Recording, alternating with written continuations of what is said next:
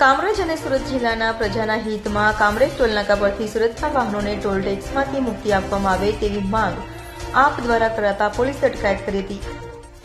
કામરેજ અને સુરત જિલ્લાની પ્રજાના હિત માટે કાયમ લડત આપનાર કામરેજની જનતાનો અવાજ સરકાર સુધી પહોંચાડનાર એવા કામરેજ તાલુકા પંચાયત વિપક્ષ નેતા અને આપ અગ્રણી જેડી કથેરિયાની કામરેજ ટોલનાકા પાસે પોલીસ દ્વારા અટકાયત કરવામાં આવી. આમ આદમી પાર્ટીના નેતા જેડી કથિરિયાની માંગણી છે કે સુરત અને જિલ્લાના તમામ GJ5 અને GJ19 પાર્સિંગના વાહનોને કામરેજ ટોલનાકા પર ટોલમાંથી મુક્તિ આપવામાં આવે. તમામ કાર્યકરોને કામરેજ પોલીસ સ્ટેશન ખાતે લાવવામાં આવ્યા છે. તો એક દિવસ પહેલા સુરત મહાનગરપાલિકા વિપક્ષ નેતા પાયલ સાકરિયા, ઉપનેતા મહેશભાઈ અણગઢ, વિપક્ષ દંડક રચનાબેન હિરપરા સહિતના કોર્પોરેટરોએ પણ જેડી કથિરિયાની વ્યાજબી માંગણીને સમર્થન આપ્યું હતું.